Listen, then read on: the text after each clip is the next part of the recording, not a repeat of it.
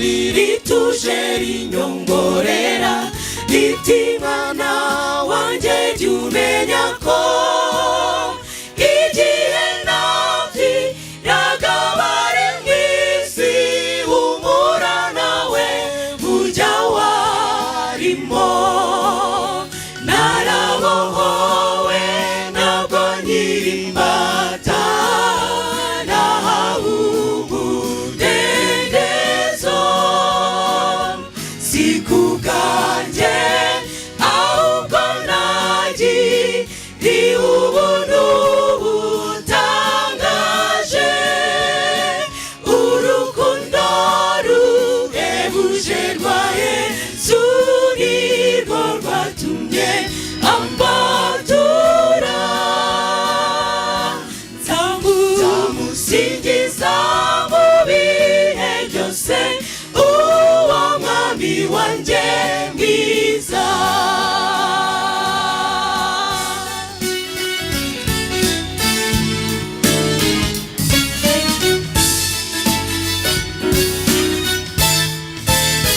kuri uwo munsi imara kumva yuko nababariwe ibyaha Numvise amahoro menshi atemba avanze n'umunezero nahawe imbaraga na Mwuka Wera zo guhamya ko Uwiteka ari we Mana nzima araruhura atanga imbaraga bamwisunga bazaba Uwiteka warabohowe ntabwo ukiri imbata wahawe umudendezo si ku bwawe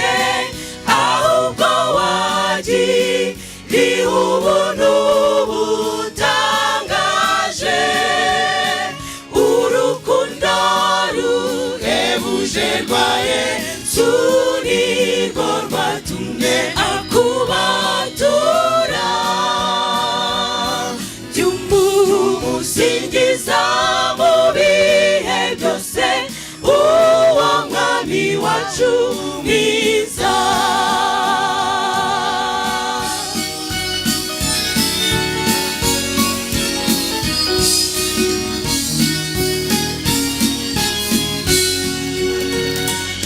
Uwiteka aratubwira ati nimungarukire Mwemere kuba abana banjye mugume mu rugo iwanjye nawe ibyaha byanyu byatukura cyane tukutuku nzabyeza bishireho burundu muzaba abatwara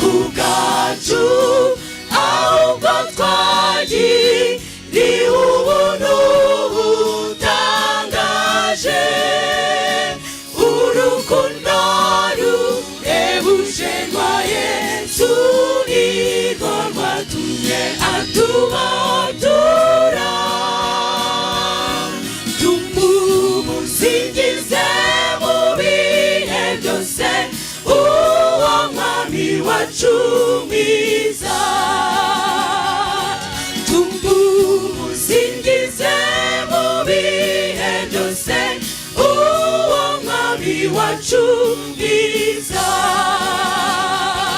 Tumusingize mu bihe byose uwo mwami wacu mwiza, mwiza.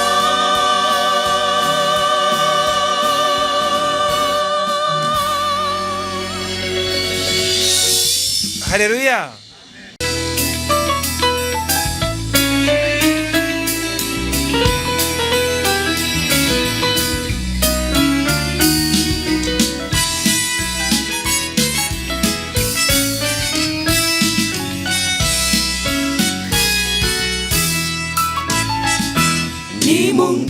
Nimungarukire bwoko bwanjye, ni ku Uwiteka Nyiringabo avuga. Mutunganye inzira y'Uwiteka, mwiboneze mu mitima yanyu. Uwiteka avuga, hahirwa uwababariwe ibyaha, ibicumuro bye bigatwikirwa. Uwiteka akamubera byose, akayoborwa na Mwuka Wera, agashimwa n'Imana. Uwiteka aravuga ati, muhumurize abantu banjye,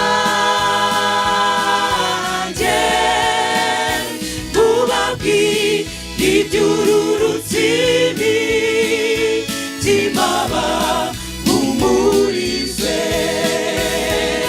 Mubabwire ko intambara bari barimo zirangiye, mubabwire ko bababariwe ibyaha byabo byose.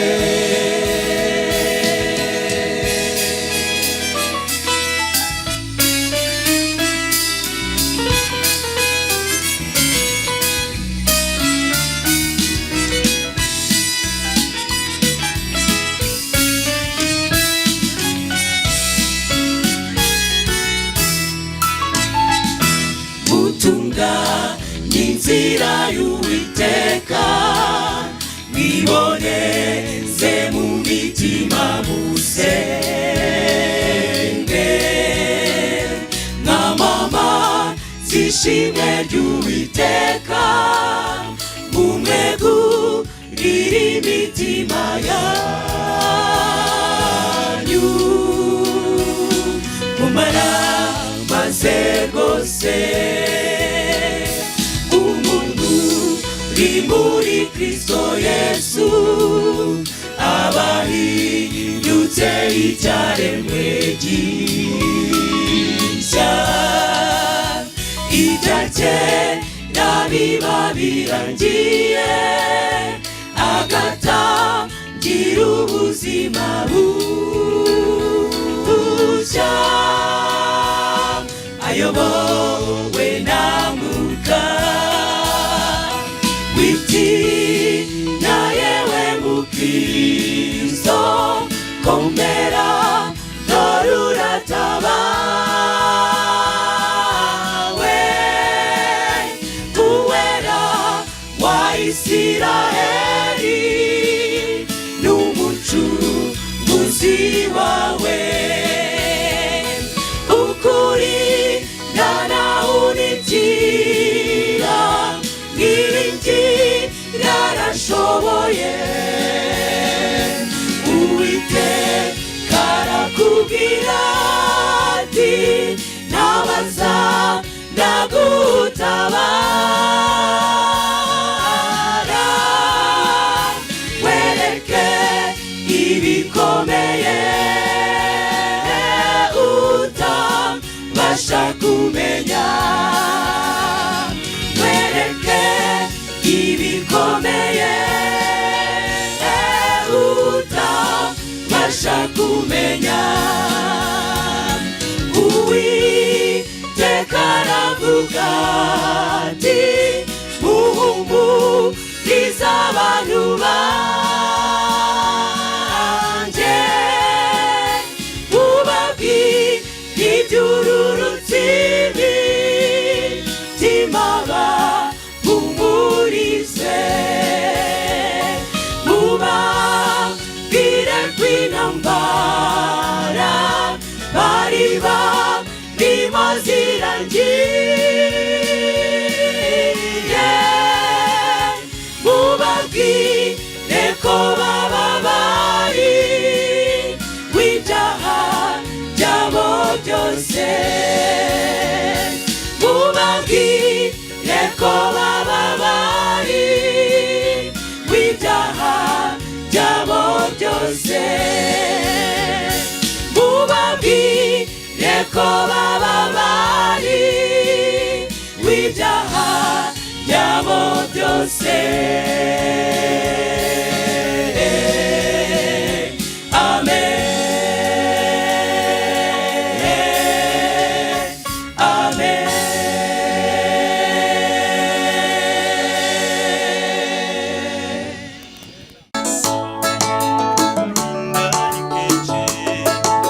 buracyo ukagira ngo ntago bwira, bwakwira ukagira ngo ntabwo bucya, agahinda ni kenshi ariko nyemerera wumve, ihangane nyuma y'ibi hari igisubizo kizima. Izahabu ntiyaba nziza itanyujijwe mu ruganda, n'ukuri ntishobora gucya idaciye mu muriro.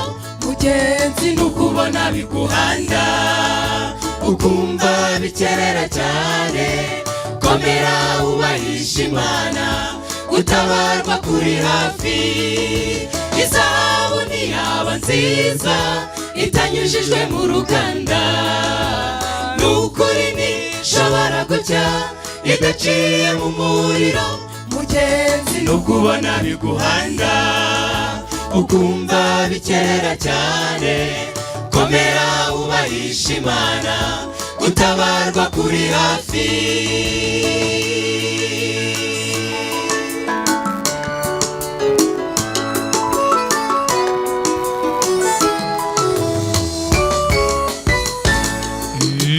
Nibyo koko urareba imbere yawe ukabona hari imisozi, impande zose ukabona wugarijwe, ukabura uko ugenza bikugoye, ariko mu mwijima nk'uwo jya ubura amaso urarame, dufite Imana itubereye ahirengeye, imanuwe no kudutabara.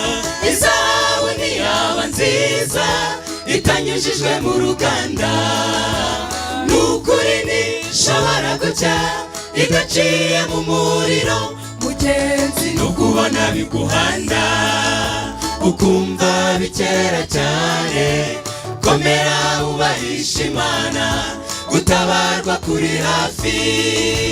Izahabu ntiyaba nziza itanyujijwe mu ruganda, n'ukuri ntishobora gucya idaciye mu muriro. Mugenzi nukubona biguhanda ukumva bikerera cyane, komera ubahisha Imana, gutabarwa kuri hafi.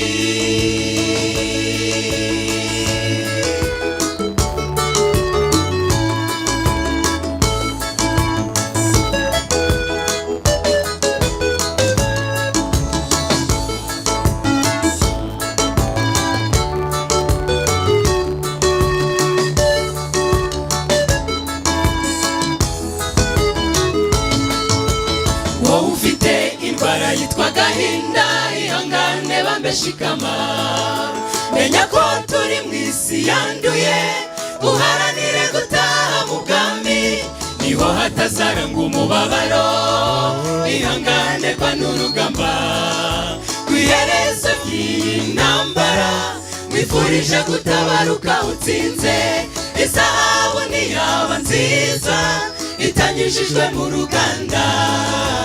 Nukuri ntishobora gucya idaciye mu muriro. Mugenzi nukubona biguhanda ukumva bikerera cyane, komera ubahisha Imana, gutabarwa kuri hafi. Izahabu ni yawe nziza itanyujijwe mu ruganda. Nukuri ntishobora gucya idaciye mu muriro. Mugenzi nukubona biguhanda ukumva bikerera cyane, komera ubahisha Imana, gutabarwa kuri hafi. Mugenzi nukubona biguhanda ukumva bikerera cyane, komera ubahisha Imana, gutabarwa kuri hafi. Mugenzi nukubona biguhanda ukumva bikerera cyane, komera ubahisha Imana, gutabarwa kuri hafi.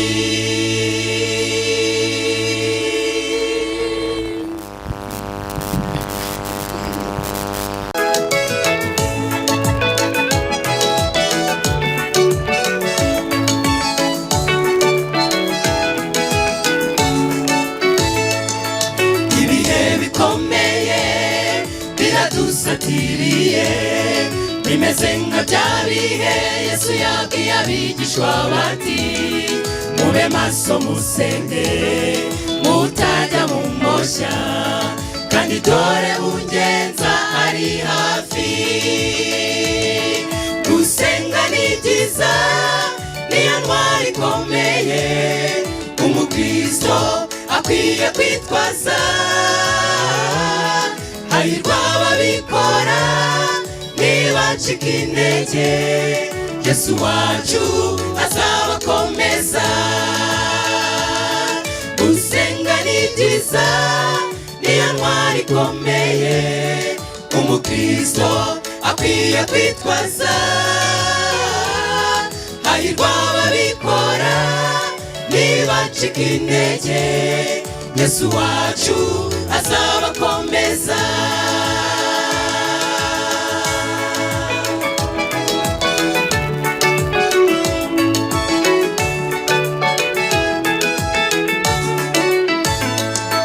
Abajyana batatu bajya ku musozi ngo bajye kumufasha urugamba ahanganye narwo, ariko bagezeyo batangira gusinzira, maze Yesu ahagarika umutima. Gusenga ni byiza niyo ntwari ikomeye umukristo akwiye kwitwaza. Hahirwa ababikora ntibacike intege, Yesu wacu azabakomeza. Gusenga ni byiza niyo ntwari ikomeye umukristo akwiye kwitwaza. Hahirwa ababikora ntibacike intege, Yesu wacu azabakomeza.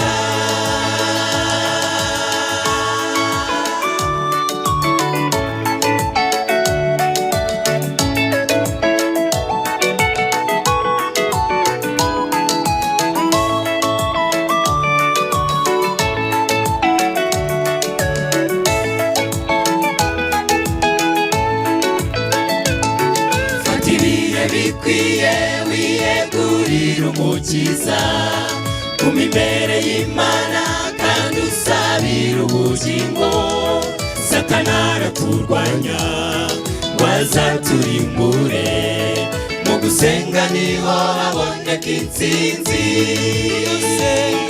Gusenga ni byiza niyo ntwari ikomeye umukristo akwiye kwitwaza. Hahirwa ababikora ntibacike intege, Yesu wacu azabakomeza. Gusenga ni byiza niyo ntwari ikomeye umukristo akwiye kwitwaza. hahirwa ababikora ntibacike intege, Yesu wacu azabakomeza. Hahirwa ababikora ntibacike intege, Yesu wacu azabakomeza.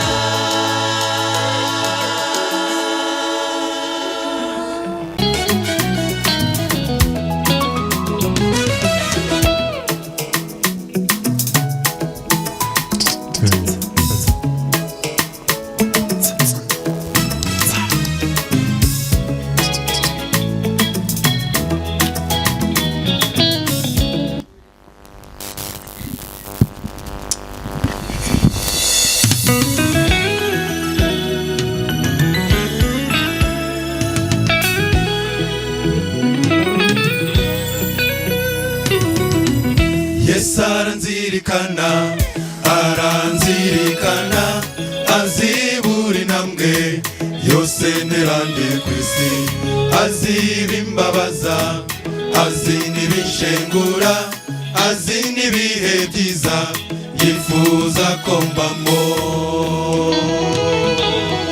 Azi amarira yanjye yose akayahoza, n'umubyeyi kandi abikora kugira ngo nezerwe, nezerwe neza. Azi amarira yanjye yose akayahoza, n'umubyeyi kandi abikora kugira ngo nezerwe, nezerwe neza. Niwe nzikomezaho, niwe nzagumaho, uko yaba kose sinzamuvaho.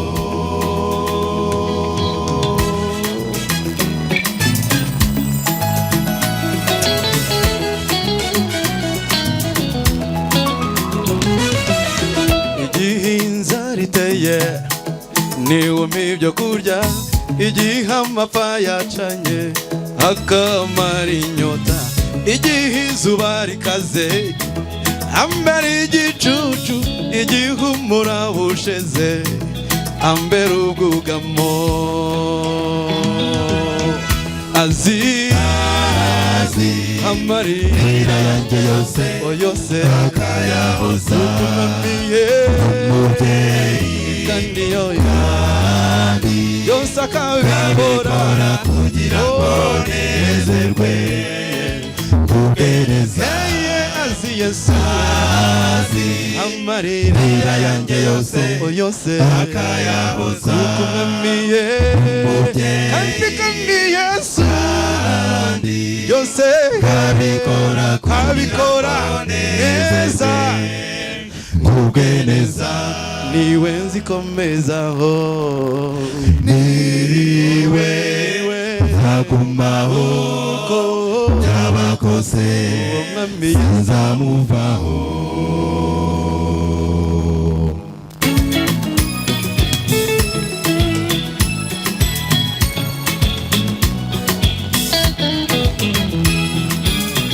Byose akabikora kugira ngo nezerwe, ngubwe neza.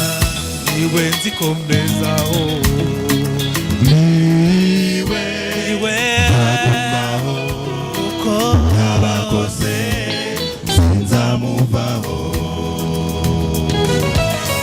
Mubabaye wo kwisi nawe uzasa nawe, nawe uzabona nawe, kuko arihariye n'umunyamaboko, n'umunesha utaganzwa, azahora ari umwami ukanje ibihe byose.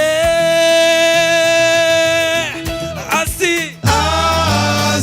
amarira yanjye yose akayahoza, kuko umwami Yesu umubyeyi kandi byose abikora kugira ngo nezerwe, kugereza. Azi amarira yose akayahoza, ukunaniye kandiho yose kabikora neza Otera ngwasi amarira yanjye yose akayahoza kuko Yesu n'umubyeyi kandi kabikora kugira ngo nezerwe niwe nzikomezaho niwe nzagumaho ko byabakose sinzamuvaho niwe nzikomezaho niwe nzagumaho ko byabakose sinzamuvaho.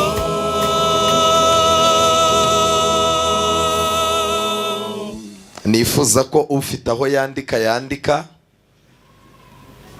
ufite aho yandika ashaka aho yandika kugira ngo aze gukora ubushakashatsi. Ndashima Imana kubw'abantu bagiye baza muri ano materaniro. Imana yaduhaye imbaraga kandi mwuka w'Imana yaganire n'imitima yabo. Reka nifurize isabato nziza abantu bafite gahunda yo kubatizwa ku isabato.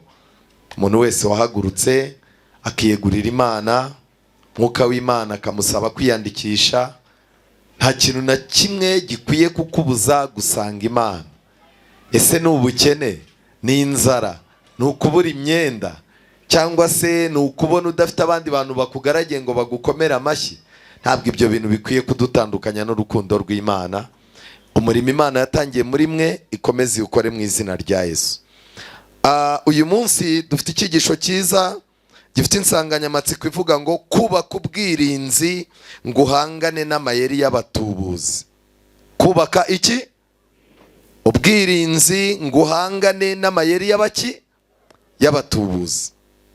Mu by'ukuri abatubuzi ni abantu bagira ururimi ruryoshye, ndetse iyo uhuye n'umutubuzi akwereka ko iterambere ryawe aryitayeho, akakwereka ko agukunze cyane, ndetse umutubuzi mu maso ye aba akwereka ko nta nyungu n'imwe agutezemo, ahubwo akwereka ko ari urukundo. Rimwe na rimwe umutubuzi asa n'ukugira inama, akanagutera kugirira amakenga abantu bameze nkawe kugira ngo akumvishe ko ari umuntu mwiza. Abatubuzi rero arabanza akakubwira amagambo aryoshye ku buryo ibinyoma bye biba birusha ukuri kuryoha. Umutubuzi rero iyo amaze kukubwira, kandi umutubuzi ntajya kwegera atabanje kukumenya, akoresha amayeri. Ashobora guca ahantu wakoresheje fotokopi y'indangamuntu hagasigara igipapuro, yarangiza akakubwira ati sikanaka tuvugana, yego harya nimero y'indangamuntu yawe ntisozwa na n'imibare 3 3 3 9, uti ni njyewe. Umva uri umunyamahirwe, iyi nimero niyo twashakaga. Ugahita uvuga uti rwose abatubuzi ni abahanga. Ashakisha uburyo yashaka umuntu muziranye kugira ngo ahakure amakuru yose muvugana kuzi. Umunsi umwe, nk'uko abatubuzi muzi bakunze kuza iyo umuntu abakeneye, nari ndi ku kazi, ariko muri uko kwezi nari nkeneye amafaranga menshi kubw'ibibazo runaka nari mfite. Naratekerezaga nkumva amafaranga y'ukwezi yonyine atabikemura, ndamutse mbonye ikiraka byaba byiza. Hari kuwa nyuma vendredi, ngiye kumva numva umuntu arampamagaye 2:30 za mu gitondo. Komera Musoni, umukozi w'Imana. Ni cyane. Ati nizere ko ikibirimo. Ni cyane rwose. Arambwira ati rero harya uracyakora ka kazi nako wakoraga mbere? Ndabifatanya. None se uburi hehe? Wagiye gukorera he? Ndahamubwira. Ati wow. Ati mwebwerega Imana ntigibura ukuntu ibagenza. Ariko murumva umuntu adatangiye neza ara? Rwose. Harangije arambwira ati rero hari ahantu batanze akazi, bubaka amashuri, ariko abantu bayahaye ntibabinyangamugayo, barya ibikoresho, amashuri ntiyarangira. Nk'umuntu w'umutekinisiye rero, hari umuntu dukorana wanyatse umuntu w'umwizerwa, singiye kukubeshya, nabonye ari wowe nabiha ibyo bintu. Igisubizo cyabonetse, nticyabonetse. Nabyukanye ikibazo cy'ikira. None niba wasenze usaba Imana gusubizwa, umutubuza akaba araguhamagaye, ubwo ntiwumva ko ari igisubizo cy'amasengesho? Arambwira ati ariko mu byo dukora byose tugire bwangu, ndabizi ko kuwa nyuma ukora amasaha make, rero ntutinde mu byo turavugana. Ese uri mu bantu benshi, jya ukwawe. Abatubuzi ni abahanga, hatagira umuntu uza kukunosha ngo akubwire ko ari umuki, ari umutubuzi. Uri kumwe nande? Ndi kumwe n'umugabo wanjye. Oya, umugisha n'uwawe, sohoka wivugana nawe. Mbanegeyeyo, arangije abarambwiye ati rero ikiraka nuko giteye, ariko ubu bimaze kuba amasaha, kandi araguhamagara akongera akagukupa, akongera akaguhamagara ati turi mu kazi kenshi. Arambwira ati rero hari isoko ugomba gutsindira, shaka ukuntu utega. Ndamubwira ni rero ntago napfa kuhava, aka uburenganzira umuyobozi wanjye, mume tuvugane. Mugira ngo we ntiyamuragiye? Nawe yaramuragiye ati nta mahirwe musona abonye ntuyamwime. Uracyakorera aho ngaho? Umuyobozi ati yego. Ya uhamaze igihe pe. Yaratuzi ntiyaratuzi. Mba ndazamutse rero, bampaye uruhushya, ndazamutse ati ihute muri gare y'i Remera. Ubwo nari mpageze. Arangije arambwira ati rero amasaha jya gushaka imodoka ijya hehe? Kayonza. Mu gihe ngiye kuyishaka arambwira ati ariko ndabona birimo gutinda, hari abantu bari butwaka isoko, nta kuntu washaka ukuntu twashaka ukuntu igitabo cy'ipiganwa nyikwandikamo n'amazina yawe, ibindi tugasigara tubikora uri mu nzira, wowe ko ntari biryawe. Ndamubaza nicyo gitabo nangaye? Ati ni 25,000. Sawa. Ndamubwira se wayafasha ukayakoresha ko ninza ndayaguha? Hoya, urumva ibi ni ibintu biba bitunguranye, ntabwo umuntu aba yicaranye amafaranga. Erega uyu ni umugisha wawe, utuze mu mutima, ntawe mugira gute mubyiganaho. Kubera ko akazi kari kenshi, mpamagara undi mutekinisiye w'inshuti yanjye, tuba turazanye. Ariko Imana ukuntu ikora, uwo nawe yari yarahuye n'abatubuzi bamuragiye iminsi 2. Umunsi wa 3 rero yari afite umujinya. Ndamuhamagara mubwira ko tugiye kubona akazi, none ubwo turi muri gare. Aratangira arambwira ati rero niba imodoka irimo gutinda, ohereza amafaranga kuri iyi momo. Hari n'ibindi byinshi. Ubwo noneho mu gihe ndimo gushyuha, mbona ahinduye nimero. Mbwira uwo twari turi kumwe nti nyandikiriza nimero nazo nzifate mu mutwe. Ntakanze muri telefone ye, asanga ni wa wundi nimero yanditseho ngo umuki, umutubuzi w'akazi. Uwo twari kumwe arambwira ati se basigaye bakuragira ntunabimenye, ni guteze? Ati uyu muntu nanjye niko yabimbwiye, ati ntakubwiye ko ufite akazi Kayonza? Ni cyane. Ati ntakubwiye ko ari isoko upiganirwa? Ni cyane. None se ubu koko ubu nizere ko nta mafaranga wamuhaye? Ni hoya, nagiye mbitinza gake gake. Arangije arambwira ati ariko reka dukomeze natwe tumuragire, ubwo tumumenye tumukuremo amakuru. Telefone aratangira, ndamubwira ni rero ndi kumwe n'undi muntu. Amuhamagaye ahita avumbura ko twamuvumbuye. Nyuma yaho gatoya yakuyeho telefone, tugira gute turayibura. Muri icyo cyumweru undi arampamagara, uri umunyamugisha, ikibanza cyawe nicyo batoranyije bazashinga antene. Ubu abantu mwicaye aha ngaha mwese ntimufite ibibanza benshi, kukubwira ngo ikibanza cyawe. Ndamubaza ni se ikibanza kiri hehe? Ataho cyaba kiri hose twe turahashinga antene kuko uri umuntu wizewe. Turaganira kera kabaye. Ndamubwira nariko uzurimo kuragira, ahita ntuka ku mubyeyi, telefone ahita yifunga. Ariko reka ngira ikintu mbabwira, abatubuzi baba bakwereka ko bakwitayeho.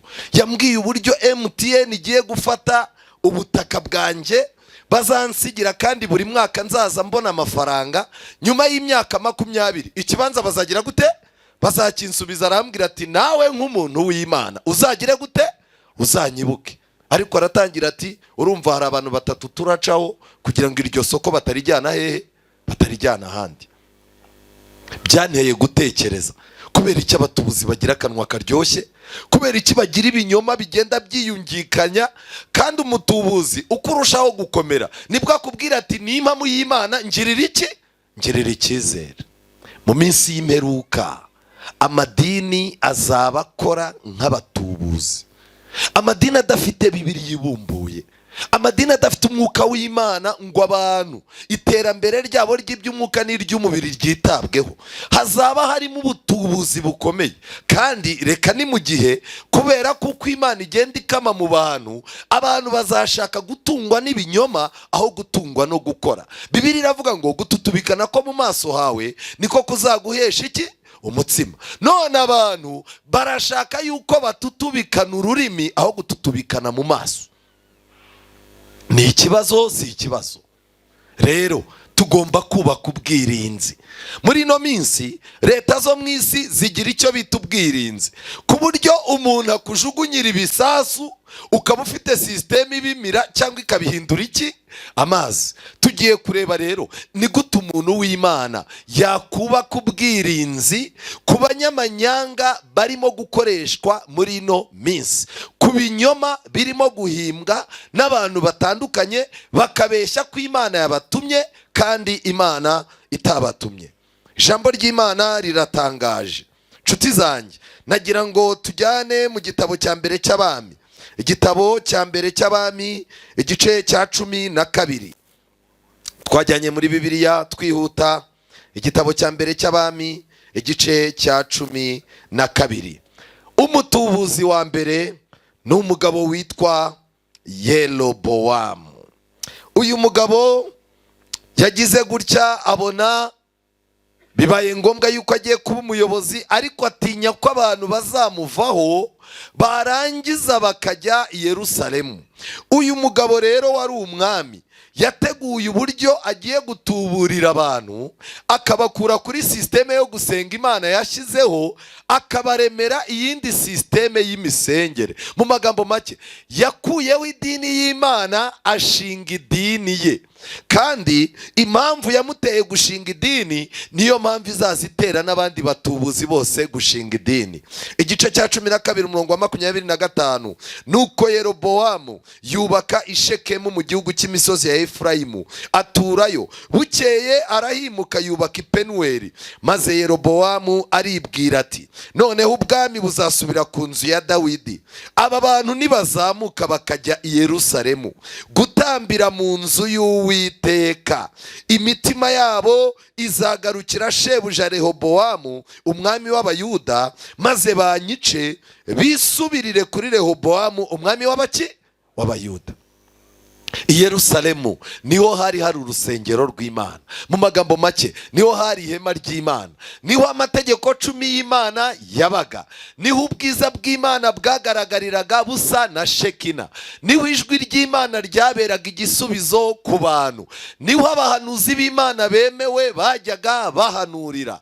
I Yerusalemu mu nzu y'Uwiteka niho abami iyo babaga bari mu ntambara bajyaga gukura amasezerano yo gusanga Imana no kuyisaba. Kubera ubwiza bw'Imana, kubera amategeko y'Imana, niho harambikwaga inyandiko z'abahanuzi ba kera. Kandi aho ngaho niho hari ibimenyetso byerekana ko Uwiteka yabakuye mu Egiputa akabajyana hehe? I Kanani. Inkoni ya Roni, ya yindi yakoreshejwe bakambuka inyanja. Nshuti zanjye, urwabya rwa manu, harimo ibintu byinshi. Uyu mugabo aricara aravuga ati, reka da, nta mpamvu yuko abantu bajya hehe? I Yerusalemu. Reka nkore tekinike, nshaka ukuntu nshinga ibindi bintu bisa n'ibyo Yerusalemu, aho kugira ngo bajye Yerusalemu bo kujyayo. N'uyu munsi wa none ntabwo imyumvire y'abashaka gushinga amadini bashaka ko abantu babona ubwiza bw'Imana, ntibashaka ko abantu biyumvira ijwi ry'Imana, ahubwo barakubwira ngo ijwi ry'Imana riravugana nabo, baze bakubwire. Ntibashaka ko abantu biga amategeko 10 y'Imana, ni Isabato irimo. Nta nubwo bashaka yuko abantu bayoborwa n'ibitangaza byo mu ijambo ry'Imana. Icyabaye ni iki rero?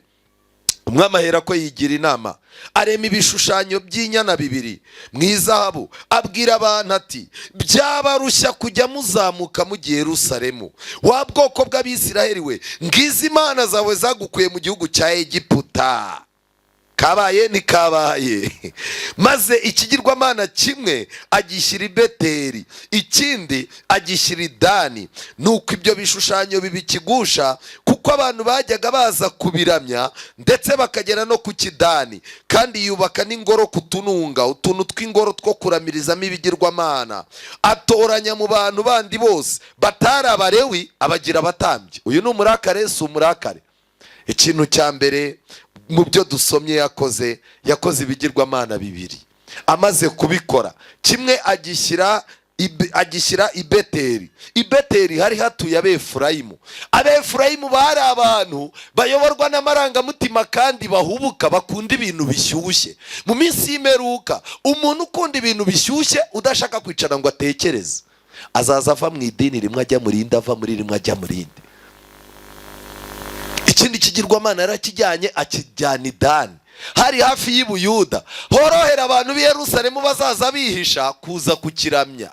None nagira ngo mbabwire, murebe mu Byahishuwe igice cya 7, barimo kuvuga imiryango 12 ya Isirayeli izinjira mu ijuru. Umuryango wa Efurayimu n'uwa Dani ntiyavuzwe. Kubera iki? Iyo umuntu ahora ahengamiye mu kintu cyo gutwarwa, akaba ari umuntu udashishoza mu bintu byose arimo, ashobora no kuzabura ijuru kandi yibwira ko arimo kurishaka.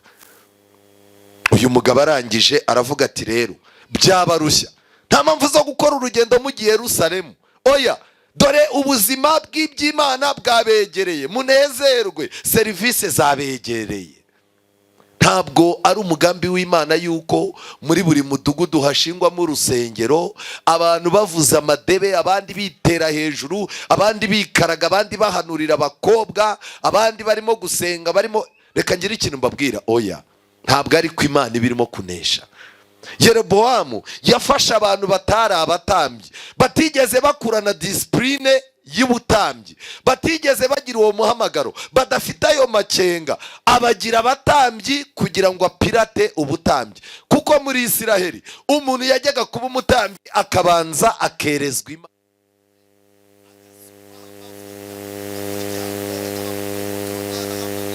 bakabwirwa ko bahindutse abantu bera. Yakozwaga kubaha Imana no kubaha abantu b'Imana. Biri muri gahunda ya Satani yuko abantu bose n'abesikoro n'abatubuzi n'abatagira ikinyabupfura bigira abapastoro, bakigira aba bishopu, bakanagaragaza ibintu by'Imana ko babirimo, ariko bashinzwe kurongora abagore b'abandi. Ibi ni ugupirata ubutambyi, kugira ngo umuntu ajye yicara avuga ati ubwo abapastoro babaye gutya nta mupastoro muzima uriho, ubwo ababishopu bameze gutya nta muntu w'Imana ukibaho. Ni tekinike ya Yerobowamu. Yerobowamu yakomeje tekinike ze. Nshuti zanjye, Yerobowamu ategeka ko haba ibirori by'iminsi mikuru. Atoranya itariki ya ukwezi kwa 8 ku munsi wa 15. Aravuga ati uyu munsi Abisirayeli ntawo bazi, reka mbakundisha uyu munsi tariki 15 z'ukwezi kwa 8 hajye haba ibirori bimeze nk'iby'i Yerusalemu ariko ku itariki y'impimbano. Ndashaka kubabaza, uyu munsi wa none kuri kalendari zanyu iyi tariki ibaho iki? Simwe mbaza.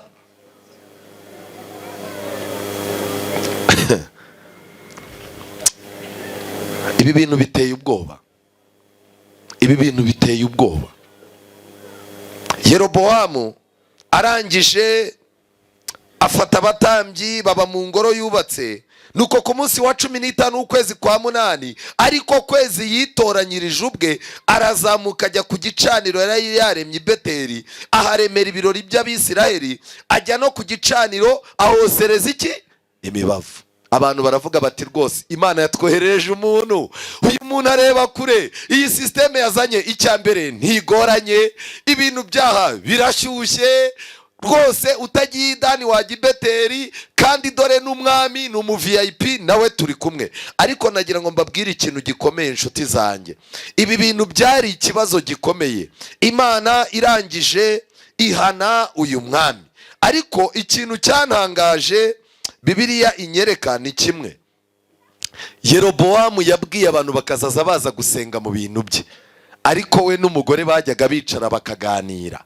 Akabwira umugore we ati nubwo biriya bintu birimo, injiji nyine zizaza ziza zigire ngo Imana irahari, ariko njyewe ndabizi neza ni tekinike nakoze ngo abantu batagira gute batancika. Impamvu z'imisengero iriho uyu munsi zizwi n'abayishyizeho, abandi ni injiji, ni ukwicara bakabyina bagataha. Ikimenyimenyi ni iki? Igitabo cya mbere cy'Abami igice cya 14. Icyo gihe Abiya mwene Yeroboamu ararwara. Mu ntege amatwi, Abiya mwene Yeroboamu ararwara. Yeroboamu abwira umugore we ati, ndakwinginze haguruka wiyoberanye utamenyekana kuri muka Yeroboamu, maze ujye i Shilo, niho umuhanuzi Ahiya aba wamvuzeho ko nzaba umwami w'ubu bwoko, kandi ijyana n'imitsima 10 n'udutsima n'ikibindi cy'umutsama, umusange nawe azakubwire uko uyu mwana azagira gute azamera. Yohereje umugore we aramubwira ati, wiyoberanye ujye kubaza amakuru, kuko amakuru y'umwana wanjye ntago twayabazi wanjye, ni ibintu by'ibipirate nihimbiye. Jya ku muhanuzi w'Imana aguha amakuru. Ariko arangije amwoherereza ibiryo, amwoherereza iki? Kugira ngo ajye muri mutu aze guhanura akurikije ibyo yagize gute. Igihe cyose uzabona umuntu akubwira ngo banza wohereze kuri telefone amafaranga muri momo, mfite itsinda rindi tuzagusengera tukirukana inyatsi z'umugabo wawe n'imyaku ya nyogokuru wawe, ariko birasaba yuko tuzaba iwawe turya, kandi abakozi b'Imana ntago turya nabi, uzamenye ko icyo ni ikimenyetso gipfundikiye cyuko ni ibintu byo kwa Yeroboamu. Umugore rero aramanutse yigize umukene, arangije aramanuka. Nuko muka Yeroboamu abigenza atyo, arahaguruka ajya i Shilo kwa Ahiya. Ariko Ahiya umuhanuzi w'Imana yari atakibona, kuko amaso ye yari ahumye, ahumishijwe n'ubusaza. Umugore aravuga ati, reka muprofite ashaje amakuru nyamukuremo, ariko ntaze kumenya uwo ngize gute uwo ndiwe. Imana yari itakivuga i Dani n'i Beteli, ariko i Shilo Imana yagiraga gute yaravugaga. Imana irangije ireba wa musaza wiyicariye, ntazi ibi niyo biva niyo bigize gute niyo bijya. Imana ibwira umuhanuzi iramubwira iti, cunga cyane. Umugore wa Yeroboamu yiyoberanyije, yigize umugore w'umukene, aramanutse aje kukubaza amakuru. Akigera ku muryango uhita umubwira uwo ari we, amenye yuko wowe uri umuntu wanjye, niyo waba utamuvumbuye namuvumbura nkabikubwira. Amen. Reka njye ikintu mbabwira, abantu bakunda Imana, Satani amayeri azaza akoresha, Imana izaziduha amakenga. Kubw'ibyo rero, aho kuba umuntu uhurura, ubaka ubwirinzi bwawe bw'amakenga. Umudamu yaraje, arahageze. Uwiteka abwira Ahiya ati, dore muka Yeroboamu aje kukubaza iby'umwana w'urwaye. Ndakubwira ibyo uza kumubwira namara kwinjiraho. Ariyoberanya yihindura undi mugore. Nuko Ahiya yumva ibirenge bye. Akinjira mu muryango aravuga ati, yewe muka Yeroboamu, injira. Niki gitumye wihindura undi mugore? Umva ngutumweho amagambo akomeye. Nimureba neza, Imana yageze aho ibwira uriya muhanuzi iramubwira ngo, genda ubwire uwo mugore ngo uwo mwana wabo urwaye niwe uzapfa neza, kuko niwe muntu ukanyakanya muri iriya famiye. Ariko Imana iravuga ngo, kubera ibintu Yeroboamu yakoze, gushaka gushyiraho imisengere inyuranye n'iyo Bibiliya Imana yagennye, guzinura abantu kuzamuka bakajya Yerusalemu, icyo muhanishije ni iki? Umurongo wa 10. Nuko rero nicyo kizatuma neza inzu ya Yeroboamu ibyago, nkamara umuhungu wese kuri Yeroboamu, uw'imbata n'uw'umudendezo mu Bisiraheli, ngaheha pe inzu ya Yeroboamu nk'uko umuntu aheha amabyi akayamaraho. Uko umuntu aheha iki?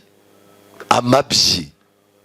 Imana yarebye iyo famiye isanga kuva bafite ibigirwamana bibiri, bashyizeho systeme zo gusenga zinyuranye n'iz'Imana yagennye, barimo kwezikoroka abantu bababeshya ngo ni Imana yababwiye kubishyiraho, kandi ari ibintu bishyiriyeho muri systeme zabo. Imana yaravuze ngo, iriya famiye y'uriya mugabo nzaheha nk'uko umuntu aheha amabyi, nta muntu muzima urimo.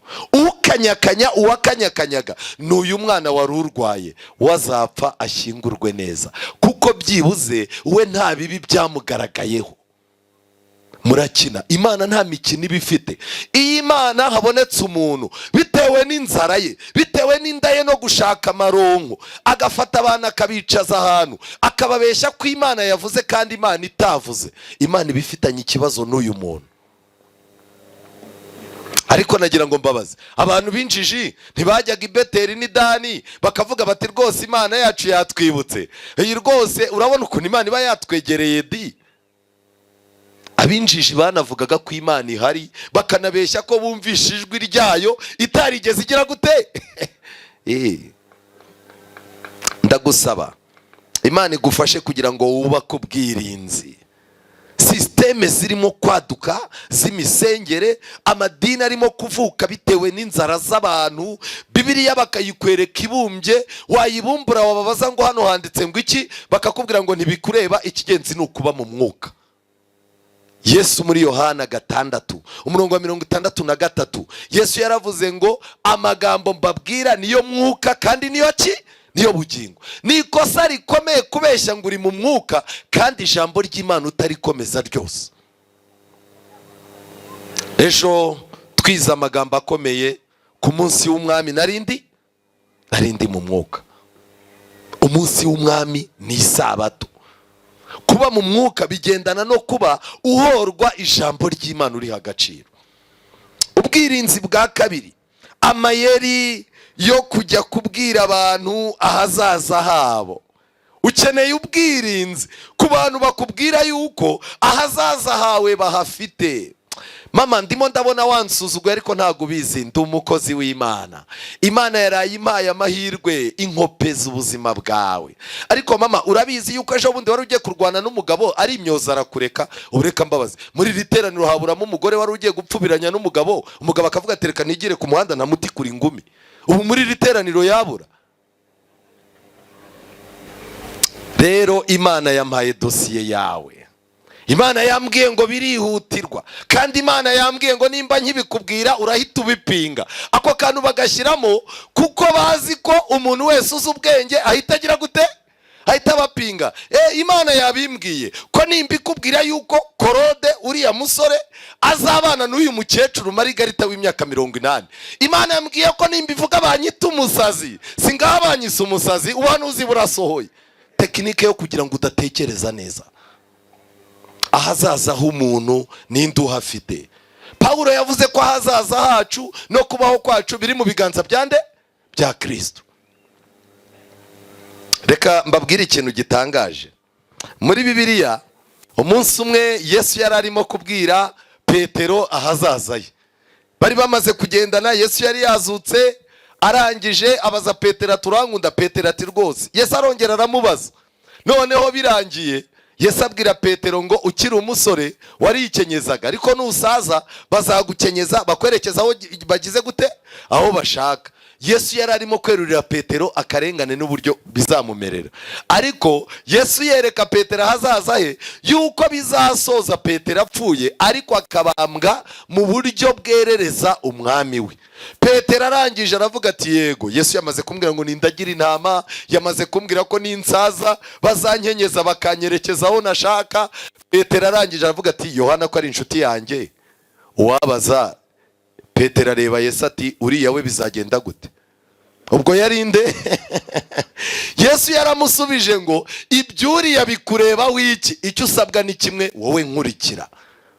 Nta bantu na bamwe Imana yashizeho ngo bajye bamenya hazaza h'abandi bahakurikirane bahore muri ayo mayerekwa y'ubwesikoro. Bibiliya mu gitabo cya kabiri cy'Abami, igitabo cya kabiri cy'Abami igice cya mbere, igitabo cya kabiri cy'Abami igice cya mbere. Uyu mugabo ni umwami witwa Ahaziya.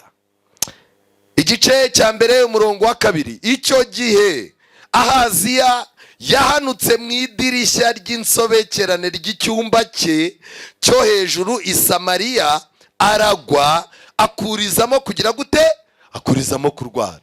Hari ibintu ubona ukumva biratangaje. Umwami wahanutse mu idirishya yararungurukaga, byagenze gute? Ariko aba bami babaga barakoze amahano kubera kwanga Imana, bahoraga mu kintu kimeze nka stress kitarangira. Ahanutse mu idirishya rero akubijosi, akuba akaguru. Amaze gukuba akaguru ahamagara abantu be n'abaganga n'iki, baramubwira bati birimo biranga. Noneho bukeye atuma intumwa arazibwira ati nimujye kundaguriza Balizebubi imana ya Ekuroni ko nzakira iki iyi ndwara. Hari ubwo abajije niba azapfa. Ubundi ni ibintu bibiri, iyo utabayeho ugira gute? Yego. Umuntu akakureba ngo imana ngo inyeretse ahazaza hawe, ngo nubwo uri umukene. Umuntu iyo adakennye arakira, naho hagati nta handi.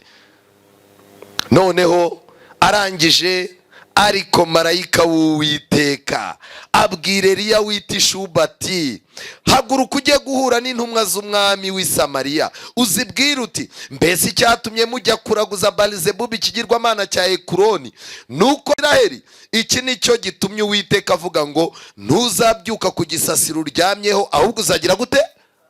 Uzapfa nta kabuza. Eliya ari mu gihugu, ni umuhanuzi w'Imana, afite ububasha bwo gukinga, gusenga, agakinga ijuru imyaka 3 n'iki n'igice. Arimo arahagarara ku musozi Karumeli, yarangiza Imana ikamanura iki? Umuriro.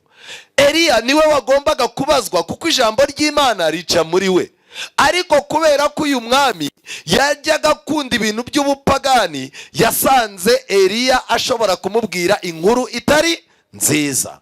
Arangije aravuga ati muri Ekuroni barampa amakuru aryoshye. Ubu dufite abantu badashaka kwemera icyo ijambo ry'Imana rivuga, baba bashaka kujya mu materaniro bakabwirwa za viza, bakabwirwa ko bagiye kubona abagabo, abana babo bagiye kujya mu ndege. Hari umubyeyi ufite imvi, ubu umuntu akubwiye ko abana babonye 3 bajya muri Amerika, we ni wakwishima? Wahita uvuga uti dore amateraniro ntayangaye. Ubu abakobwa bari ahangaha, ubonye umugabo mwiza w'umusirimu ufite iduka ni Muhanga, rwose utazakugora agahita yubakira iwanyu nawe akakubaka. Ubwo si ubuhanuzi koko? Ariko Eliya yari ahari. Gusa muri Eliya hari igihe uguhaga igisubizo kivuye ku Mana kinyuranye n'irari ryawe. Arangije aramureka. Inshuti zanjye, iki gitekerezo, iri jambo ry'Imana riratangaje. Nuko Eliya aragenda, intumwa zirakimirana zigaruka ku mwami. Arazibaza ati mugaruwe n'iki? Ziramubwira ziti twahuye n'umugabo, aratubwira ngo nimugarukiraho musubire ku mwami wabatumye, mumubwire muti Uwiteka avuze ngo mbese hamwe na basokuruza, mbese icyatumye wohereza abo kuraguza Balizebubi ikigirwamana cya Ekuroni nuko nta mana iri muri Israheli, ngo nicyo gituma utazabyuka ku gisasiro uryamyeho, uzapfa nta kabuza. Arababaza ati uwo mugabo muhuye ubibabwiye ayo magambo arasate? Baramubwira bati ni umugabo w'imwemwe nyinshi kandi yari akenyeje umushumi w'uruhu. Umwami aravuga ati uwo ninde? Uwo ni Eliya. Umwami yari akeneye amakuru. Ekuroni byari bimeze gute rero? Abafite igitabo kidusobanurira amateka cyitwa Abahanuzi n'Abami, amagambo nshaka yuko dusoma aravuga ngo kuki bagombaga kujya muri Ekuroni.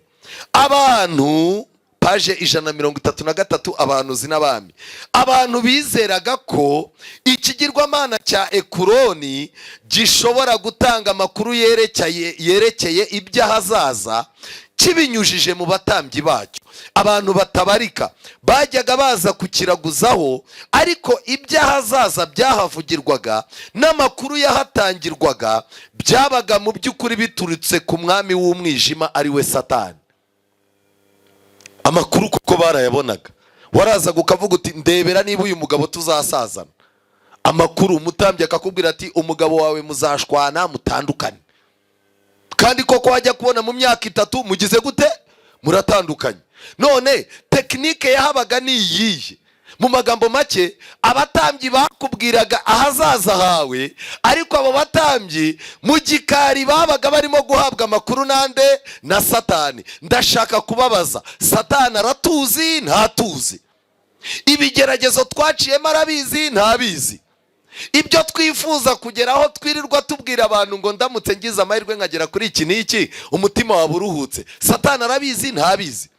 harya satani tuba twaramubwiye n'ibyo tudashobora kwihanganira. Umva reka nkubwire, umugabo nashaka azanywa inzoga nzabyihanganira, nashaka azagire gute, ariko mama kana reka nkubwire, iki cyo yibeshya akagikora ntago nakihanganira. Singiye kukubeshya, mu bintu mfite ubushobozi bwo kwihanganira, icyo ntago nagira gute, ntago nakihanganira. Satani arabizi ntabizi, wamaze no kumumenera amabanga y'ibyo utagira gute, utakwihanganira. Kubw'ibyo rero bya bindi uhora uvuga ko utakwihanganira nibyo uhura nabyo. Jewe simbizi, nshatse umugabo dusenga, ntagere iwanjye mu rugo ku munsi y'ubukwe nkasanga ni umusinzi, ntago nabyihanganira. Ubwo ibyo bintu nabyihanganira nde? Urataha ubukwe bwasoza umugabo akavuga ati reka niha agacupa nakoze akazi k'abagabo, akaba yikuye munsi y'igitanda uti mpaye inka, akayinywa ati byakire ubu ngubu ntabwo usubirayo. Kuko wavuze ngo ntuzabyakira, satani akakubwira ati ubu buzima uzabuba mute. Nibwo ujya kubona ukabona umuntu asenye nta n'ukwezi kugize gute. Yego, icyo ubwiye satani kutakwihanganira uzaza uhura n'abantu bashaka yuko ugikora. Satani rero arabizi. Nshuti zanjye, nagira ngo mbabwire ikintu gikomeye. Kandi no muri iki gihe cya gikristo hariho abantu batari bake bajya kuri abo bapfumu, aho kwiringira ububasha bw'Imana nzima n'ubuhanga bw'abaganga babyigiye. Mu gihe nk'iki ngiki turimo, abantu barimo kurwara indwara zidasobanutse. Mu gitondo ikirenge kikakurya, nimugoroba ukumva byajemo urubavu, nimugoroba wajya kuryama ukumva byabaye ijisho ryonyine. Hari ibintu bibiri tugomba gukora. Nitudakora ibyo bintu tuzisanga mu biganza by'abapfumu. Bamwe bazaba bajugunya ibishyimbo bafite impu z'ipusi, abandi bazaba ari abapfumu bapfumura mu izina rya Yesu, ariko tekinike bakoresha ari za zindi z'abapfumu ba kera. None se ni gute ujya kubwira umuntu ngo agusengere akakubwira ngo ni ibintu warenze, agahita akubwira ngo usige inkari? Gusiga iki? Ariko murumva iyo laboratoire ngo usige inkari, utize uzazijyana nzazimena mu mayira abiri. Murumva atari bwa bupfumu bwa kera? Umuntu akakubwira ati satani yarakugendereye, uzaze uzana umwenda wambaye uwusiga ahangaha tuwusenge tuwufite. Nshuti zanjye, hano haravuzwe ngo abantu aho kwiringira ububasha bw'Imana nzima n'ubuhanga bw'abaganga babyigiye. N'ibyo bintu bibiri tugomba gukora. Tugomba kwiringira Imana ko ifite ubushobozi bwo kudufasha, twarangiza tugasenga Imana ko tugiye kujya ku baganga basanzwe babyigiye, noneho Imana ihumura abo baganga baze kubasha kugira gute, kudufasha. Umuntu utajya kwa muganga utiringira Imana azisanga mu bapfumu. Aya nama yari arimo gukoreshwa, uba kubwirinzi. Akana karimo karahinda umuriro mu mugongo, umubyeyi bakaba bamuhaye ibyatsi. Umugabo arimo arabyimba ikirenge, bagahita bakubwira batuzana urukweto turusengere. Barusengera n'ikindi kigafatwa. Kwiringira Imana nicyo kintu cya mbere. Ikindi ni ukwizera ko Imana yahaye impano abaganga bagize gute, babyigiye. Tekiniki ihari rero nuko muzaza murwara ibintu bakubwire ngo nujya kwa muganga ntibari bubibone. Nujya kwa muganga bakagutera igishinge urahita upfa. Umunsi umwe narindi kwa muganga ndimo kuvuza umuntu, telefone yinyifite, ngiye kubona mbona undi aramwoherereje ati ushaka ukuntu wiyaranja kwa muganga baragushyiramo serumu urahita upfa. Hari abantu benshi barwaye nkawe bamaze iminsi bagira gute, bahagwa. Telefone narayifashe ndayihisha, ubu uwo muntu ni muzima. Kwa muganga bamutera ibiserumu bapima amaraso. Ubu hano twicaranye n'abamama b'abapfumu. Twicaranye n'abapfumu. Ubu hano hari n'abantu baje gusenga babanje kunywa imiti y'abapfumu.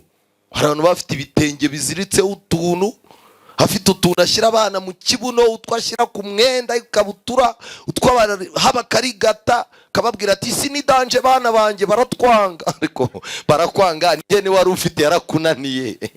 Barakwanguriye iki?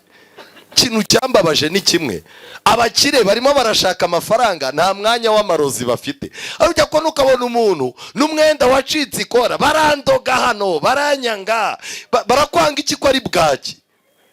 Ni bwaki n'ubukene, ni bande bakwanga? abantu bakeneye amakuru. Nshuti zanjye, nagira ngo mbabwire, iki gitabo kiratangaje. Umubyeyi umwe uri iruhande rw'uburiri, ndimo ndasoma paji 135 Abahanuzi n'Abami. Umubyeyi umwe uri iruhande rw'uburiri bw'umwana we, umwana we yararwaye, aravuga ati nta kindi nakora, mbese nta muganga uhari wakiza umwana wanjye? Uwo mubyeyi niko kubwirwa ibyo gukiza gutangaje kwakozwe n'umwe muri ba bavuzi berekwa cyangwa bakoresha imbaraga rukuruzi. Haba hari abantu bakorana n'aba besikoro ku buryo aza kugusura agahita akubwira ati ariko mama kana, ubu koko urinjije yahe? Hari umuntu ukiza, hari umuntu ufite imbaraga z'Imana. Nanjye rero hari umuntu najyanyeyo kandi nawe arakira. Abo batubuzi bafite abakomisiyoneri bahora batwegereye. Uyu mubyeyi baramubwiye bati hari umuntu bakijije, kandi aba batubuzi bavuga ko berekwa cyangwa bakoresha imbaraga rukuruzi. Maze uwo mubyeyi agashyira ko kana ke bene uwo muvuzi, agashyira rwose uwo mwana mu biganza bya Satani nk'aho ahagaze iruhande rwe. Mutega amatwi abantu mujya mwiruka, mujya mu bintu byo gusengesha, mu bintu by'imyuka mibi no kujya gufata imiti. Mutega amatwi, akenshi imibereho y'ahazaza y'uwo mwana itegekwa n'imbaraga ya Satani, kandi biba bisa naho bidashoboka ko iyo mbaraga yasenywa. Mu magambo make, umwana bamukiza iby'ako kanya, ariko barangiza bakamupakiramo iby'iki? Iby'ahazaza. Ubu rero kuva uyu munsi mubimenye yuko mukeneye kugira amakenga. None Satani we abigenza ate kugira ngo akore ako kazi? Igitabo Ibihamya by'Itorero volume ya 2 paji 134. Satani afite uburyo bwinshi bumworohereza.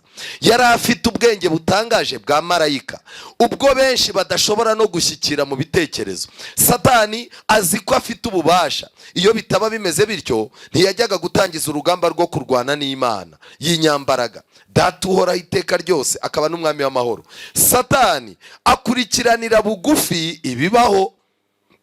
Ubuzima bwawe Satani arabusoma, agasoma abahungu b'inshuti zawe mwakundanye, agasoma abadamu mugendana, agasoma ubuzima bwawe bwose, ibyo ushaka kugeraho utabonye, ibyo wabonye ariko bikaguca mu myanya y'intoki, abaguhemukiye, abo wahemukiye, ibyo byose Satani aba bifite. Kandi igihe abonye umuntu ufite umwuka n'imbaraga zo kurwanya ukuri kw'Imana, igihe cyose habonetse umuntu ufite imbaraga zarwanya ukuri kw'ijambo ry'Imana, Satani azanamuhishurira ibitari byaba.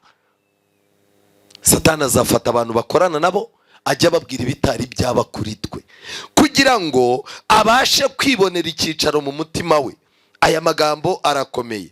Satani kandi abarwanyije bikomeye kuri kw'Imana, Satani abakoresha nk'imiyoboro ye. Abantu nk'abo Satani azabiyereka mu ishusho y'umuntu no mu myifatire y'undi. Uyu ashobora kuba ari n'inshuti y'uwo nguwo wakoreshejwe nk'umuyoboro. Murumva, Satani asiga umuntu, wa muntu ufite ya myuka, Satani amusiga undi muntu uzaza umuzanira abantu. Azongera kwizera kwabo akoresheje amagambo y'iyo nshuti no kuvuga ibintu byenda kuzabaho. Satani n'amakuru yabonaga atazi yohereza inshuti yawe ikaza ikayamenera wa muntu. Noneho Satani akazaza kuvura, akanakongerera kwizera akubwiye akoresheje amakuru y'inshuti yawe. Niyo mpamvu mu madini atandukanye y'ubwesikoro, dore ko na leta irimo kuyafunga, umuntu arakurarika ati uze kuza tujyane gusenga, yarangiza akajya gutanga raporo ati nabazaniye umuntu, uwo muntu kandi afite imodoka, uriya mu mama w'inzobe muremure munini ubona, buriya afite amafaranga ari bunayabahe. Ariko akantu nagira ngo mbabwire, umugabo we bari muri gatanya n'ejo bazajya ku rukiko. Ako kantu rero ukagobekemo.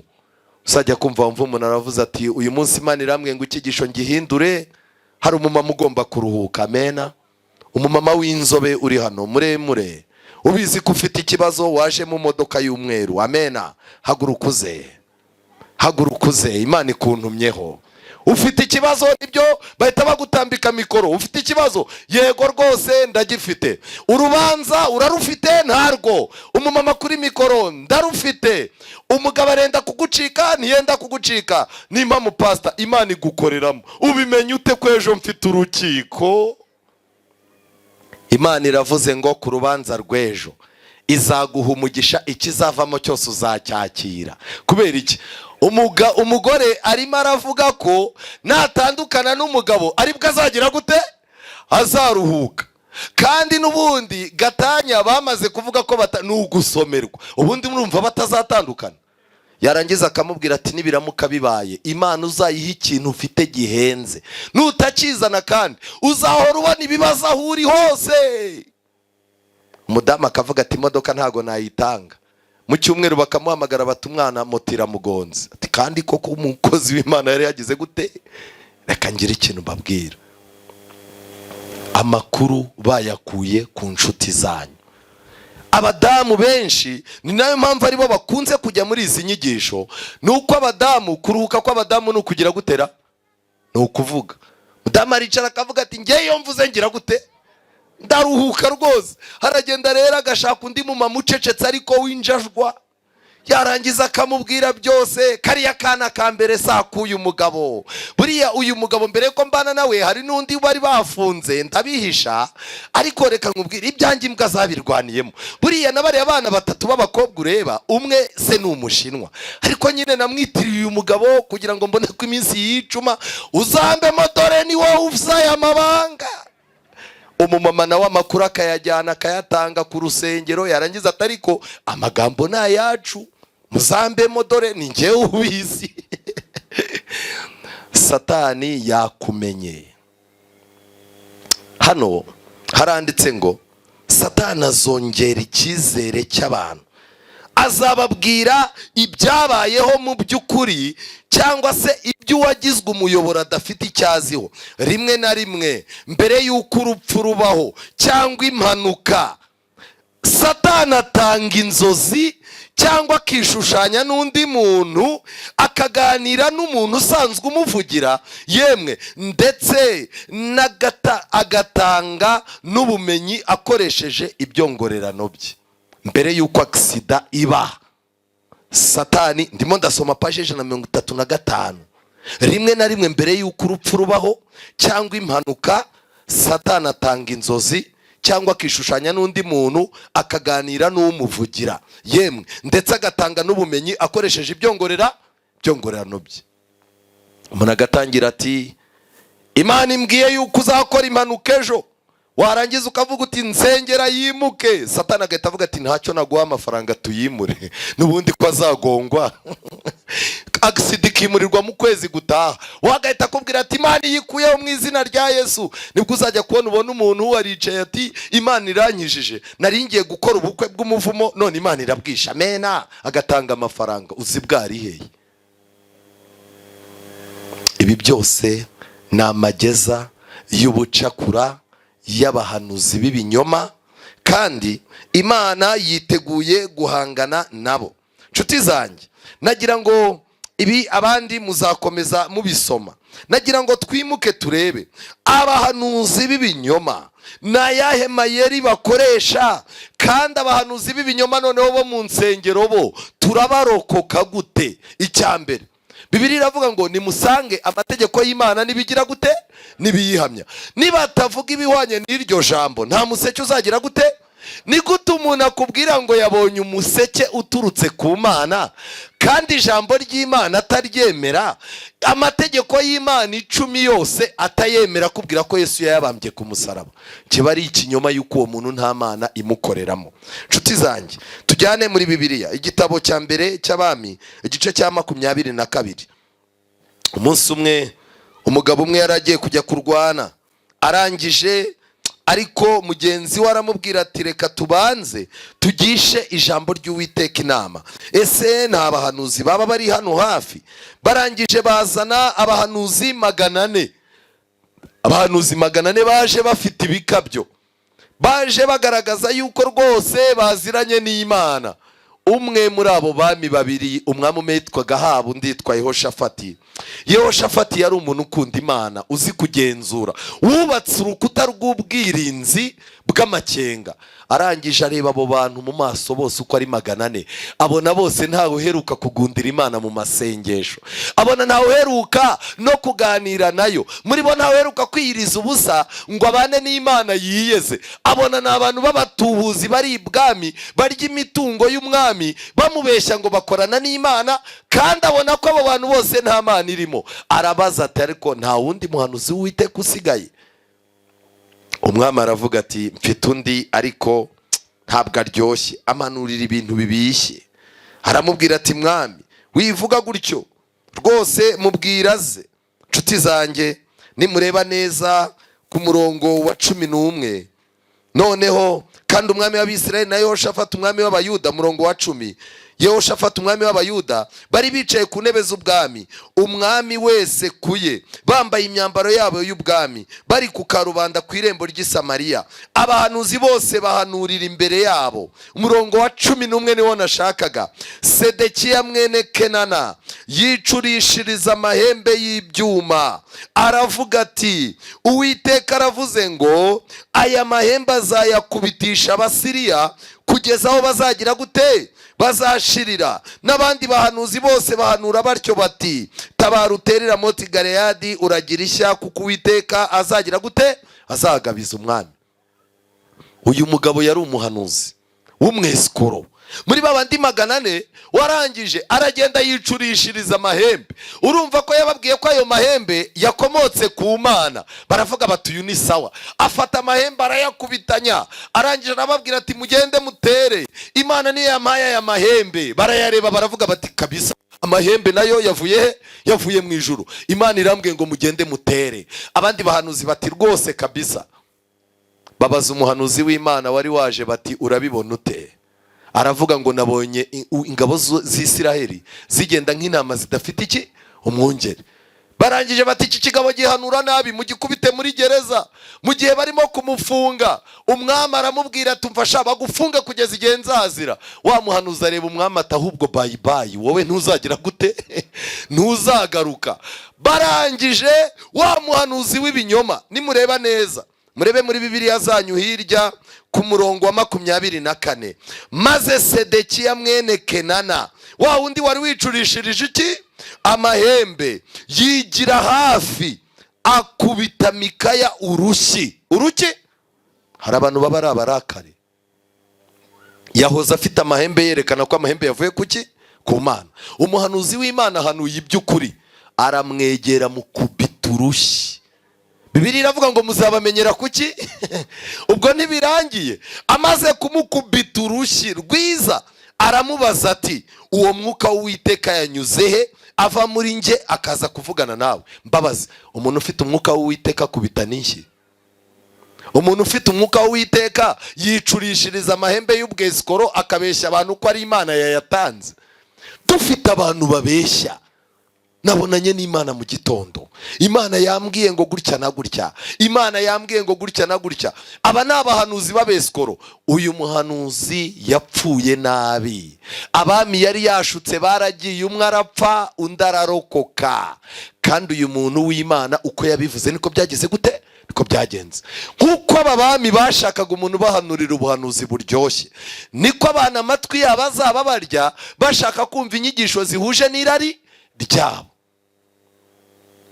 Mushaka uburyo mubona Bibiliya ibahanurira iby'ubuzima bwanyu, Bibiliya ibahanurira ubunyacyaha bwanyu, Bibiliya ibahanurira ubugendanye n'ahazaza hanyu, Bibiliya ibereka intege nke mwagize mu buzima bwahise, Bibiliya ibaneshereze. Nshuti zanjye, nagira ngo twinjire muri Yesaya igice cya 30.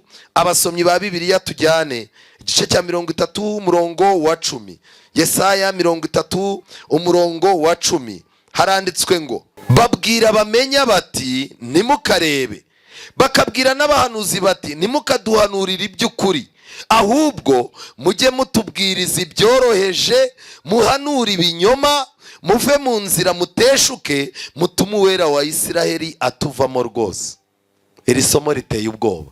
Abantu barashaka ibibwirizwa byoroheje, abantu barashaka ubuhanuzi bw'ibinyoma buryoshye, ariko ikigenderewe ni iki?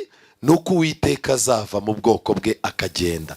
Iyo ijambo ry'Imana uryanze, ukanga kumvira icyo Umwuka Wera akubwira, ukazaza uhora utwarwa n'amarangamutima, usimbura amadini nk'usimbura amabotike, udafite umwanya wo gusenga ku giti cyawe ngo ushyire ubwenge ku gihe urebe iby'Imana n'ijambo ryayo, ufite akaga. Reka ngire ikintu mbabwira gitangaje. Yeremiya 23, ninshake nimukire muri Bibiliya ntagatifu. Bibiliya ntagatifu, Yeremiya 23:25. Amahomvu y'abahanuzi n'ijambo ry'Imana. Amahomvu y'abahanuzi uyagereranyije n'ijambo ry'iki? N'ijambo ry'Imana. Ubundi ni nayo ntambara ihari. Ubu aya madini yose y'ibinyoma arimo kuvuka, muzabireba neza, baturuka mu gitondo babyina mpaka nimugoroba. Nta mwanya w'ijambo ry'Imana ngo bicare baryigere bacengere, ahubwo ni uguhanura amahomvu. Umurongo wa 25, numvise uburyo abahanuzi bahanura ibinyoma mu izina ryanjye, bavuga ngo nabonekewe mu nzozi, nabonekewe mu nzozi. Ibyo bizagarukira he? Ubwo se abo bahanuzi bahanura ibinyoma bafite ubwenge buzima? Ni Imana irimo kubibaza. Bafite ubwenge buzima? Ibyo bahanura ni amahomvu, nabwo kandi ni amahomvu bagize gute? Bihimbiye. Iyo barotorerana izo nzozi zabo, baba bagamije kwigabiza izina ryanjye mu muryango wanjye, nkuko basekuru baryibagiwe kubera Behali. Umuhanuzi warose narotore inzozi ze, ariko ufite ijambo ryanjye naritangaze uko rigize gute? Uko rimeze. None nagira ngo mbabaze, munsubirize icyarimwe, ari abahanuzi ari na Bibiliya, murabona icyo dukeneye cyane ari igiki? Umpe Bibiliya kuko ari inezeza, uyinyoboresha iteka mwami, ntakibasha kuzimya umucyo wayo.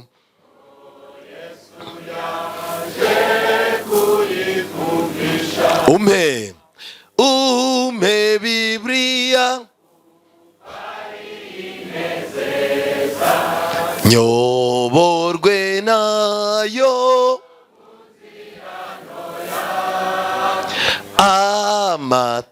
amategeko yawe niyo meza.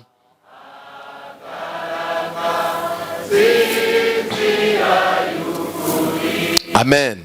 Murumva mukeneye abahanuzi babarotoreraho mugiye guca, cyangwa mukeneye ijambo ry'Imana ribabwiraho mushinga ikirenge?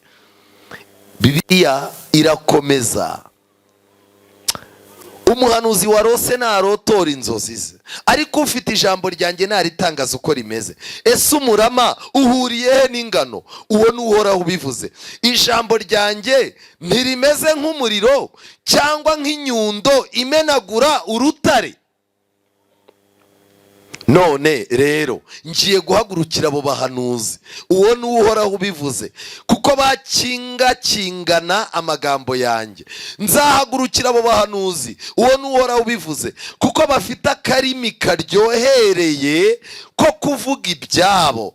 Ngiye guhagurukira abahanuzi barota inzozi zoshya, uwo ni Uhoraho ubivuze, bakazirotora, maze ibinyoma byabo n'amahomvu yabo akayobya umuryango wanjye.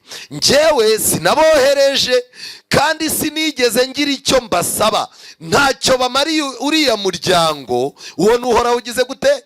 Bibiliya zanyu haravuze ngo ntacyo bamariye ubu bwoko bwicaye hano, ntacyo abahanuzi birirwa ku maradiyo n'amateleviziyo babumariye, ntacyo. Mwiyubake ku Mana, mwiyubake ku ijambo ryayo. Nshuti zanjye, nagira ngo mbabwire ikintu kwerekeza ku musozo, kugira ngo igitaramo kibe. Ibyakozwe n'intumwa igice cya 2. Ubu dufite abandi basigaye bavuga indimi, bagafata indimi zo muri Kongo bakazivanga n'iz'i Bugande, bagakubitamo amagambo y'ibicecete ya Giheburayo, barangiza bakagira ukuntu bigaragura hasi bakikubita hasi, wabaza bakakubwira ngo arimo aravuga ururimi rw'ijuru. Ese muri Bibiliya hari ahantu umwuka wera yamanutse bavuga indimi zo mu ijuru? Ibyakozwe n'intumwa igice cya 2. Roho Mutagatifu amanukira ku ntumwa. Umunsi wa Pentecost uragera. Muri Bibiliya ntagatifu hasi barasobanuye ngo Pentecost yari umunsi w'abayahudi wabaga iminsi 50 Pasika ibaye. Ubwo Pentecost bisobanura ikintu cya 50 ingahera? Kuva uyu munsi ubimenye, ntago Pentecost bisobanura umwuka wera, ntago Pentecost bisobanura umwuka wera, bisobanura umunsi wa 50 ubaza uhereye ku munsi wa Pasika. Ibintu biratangaje. Mu gihe cya Yezu bawuhimbazaga bibuka umunsi bahaweho amategeko ku musozi wa Sinayi. Mbabajwe no kubabwira uburyo abantu bitwa abapentekoti bagasenga ku munsi wizihizwagaho umunsi Imana yatanze amategeko, ariko bakaba ikibazo si ikibazo. Aya magambo ndimo kubasomera ari muri Bibiliya ntagatifu hasi. Mu gihe cya Yezu bahimbazaga uyu munsi bibuka umunsi bahaweho amategeko ku musozi wa Sinayi. Bivuze ngo niba hari abantu bakagombye gukomeza amategeko y'Imana, nabaki n'abapentekoti, kuko bo banitirirwa izina ry'abantu bagomba guhora bibuka umunsi Imana yatanze amategeko ku musozi wa Sinayi. Umunsi wa Pentecost usohoye uragera, bose bakaba bakoraniye hamwe. Ako kanya umuriri umeze nk'inkubi y'umuyaga uva mu ijuru, maze wuzura mu nzu bari barimo. Nuko haboneka indimi zisa n'iz'umuriro zigabanya zijya kuri buri muntu wese. Ubwo bose buzura Roho Mutagatifu rero batangira kuvuga mu zindi ndimi uko Roho abahaye kuzivuga. Aho rero i Yerusalemu habaga abayahudi bubaha Imana, bari baraturutse mu mahanga yose ari munsi y'ijuru. Ari mu ijuru ra? Amahanga yari ari mu ijuru cyangwa munsi y'ijuru? Mutega amatwi ngo bumve urwo rusaku, rubanda rwose barakorana maze barumirwa, kuko buri wese yabumvaga bavuga mu rurimi rwe bwite. Barashoberwa batangara bavuga bati, mbese aba bose bavuga si abanyagalilaya? Bishoboka bite se ko buri muntu muri twe abumva bavuga mu rurimi rwe rwaki? Ururimi rwaki? None mbabaza njyewe Musoni Flavie, ururimi rwanjye rwa kavukire ni urwo mu ijuru? Nge nahanutse mu ijuru? Simwe mbaza. Ururimi rwanjye rwa kavukire ni iki? Ni Ikinyarwanda. Buri muntu wese yumvise muri za ndimi barimo kuvuga, buri wese yumvise bavuga mu rurimi rwe rwa kavukire. Karachi kakapati, amen amena, uravuze ngo uri Imana. Karachi kapati ha, uravuze ngo nubundi ntacyo bazantwara abanzi banjye. Amagambo mbabwiye murumva adafitanye isanura? None se rimwe ribaye Imana irindi ribaye abanzi gute? Ibi bintu by'ibihimbano njyewe njya nibaza, abantu bazagira umwanya wo gusaba imbabazi Yesu akiri ku ntebe y'imbabazi, basaba Imana imbabazi z'ubwesikoro bagiye babeshyera Imana ngo iravuze? Ururimi rwo mu ijuru murubonye hano? Abantu bose barimo barumva abantu bavuga mu rurimi rw'iwabo rwaki? Rwa kavukire. Baba abapariti, abamedi n'abelamu, baba batuye muri Mesopotamiya, muri Yudeya no muri Kapadosiya, muri Ponti no muri Aziya, muri Furugiya no muri Pamfiya, mu Misiri no mu turere twa Libiya duhereranye na Sireni, abayahudi kavukire n'abayoboke b'idini yabo. Ndetse bose bari bumiwe bagatangara babazanya bati, ibi birashaka kuvuga iki? None kuvuga indimi ni ibiki rero? Urwandiko rwa mbere rw'Abakorino 14 umurongo wa 13, niyo mpamvu uvuga mu ndimi akwiye no gusaba Imana ingabire y'ubusobanuzi, kuko iyo nsenga mu ndimi umutima wanjye uba usenga, ariko ubwenge bwanjye ntacyo buhungukira. Bigenda bite rero? Nzasengera mu mutima, ariko n'ubwenge bwanjye bushyireho akabwo. Nzaririmbira mu mutima, ariko n'ubwenge bushyireho akabwo. Umurongo wa 22. Nuko rero kuvuga mu ndimi si ikimenyetso kigenewe abemera. Kuvuga mu ndimi si ikimenyetso kigenewe abagize gute? Abemera, ahubwo kireba abatemera. Naho ubuhanuzi bwo si ikimenyetso kireba abataremera, ni ikimenyetso kigenewe abemera. Hasi barasobanuye ku bigendanye no kuvuga izindi ndimi. Kuvuga naho, kuvuga mu zindi ndimi, mutega amatwi. Muri icyo gika Pawulo arahamya ko ubuhanuzi bufitiye akamaro kanini abemera, kimwe n'abatemera bagize amahirwe yo kujya mu nama y'abakristo, kuko amagambo y'abahanuzi yumvikana kandi akagera ku mutima wa bose. Naho kuvuga mu ndimi akamaro kabyo ni gake cyane. Abemera bazumva gusa icyo iryo sengesho rishaka kuvuga.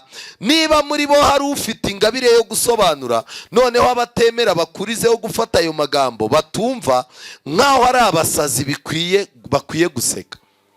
Ndashaka kuvuga iki? Amagambo muvuga mubeshya ngo nayo mu ijuru, uretse kuba arayo mwakopeye ku barimu banyu, uretse kuba arayo mwakopeye ku kuba ubwonko bwanyu bwinjira, ibitekerezo byawe bigenda bikinjira muri level bita omega, bikarangira mu mutwe wawe hari ibintu urimo kubona abandi batabona, ugatangira kuvuga ibintu. Ariko nagira ngo mbabwire, mureke kubeshyera Imana. Ururimi rw'ijuru ni urukundo. Nuramuka ugira urukundo, abantu bazamenya kuvugana n'Imana ku manywa na ryari na nijoro. Nshuti zanjye, ntabwo nzi uburyo nabasobanurira ubuyobe burimo kwaduka, ariko hari ikintu gikomeye nagira ngo mbabwire. Nimureba neza mu gitabo cy'umubwiriza igice cya 12 murongo wa 13, dusoze. Amagambo akomeye. Ni iki gitumye tubayeho? Kubera iki Imana iturinda impanuka? Kubera iki Imana idukiza uburwayi? Kubera iki Imana idukurikirana? Niye mpamvu Imana ikabakaba umutima wawe buri munsi, ikaba irimo gushaka kuyiyegurira?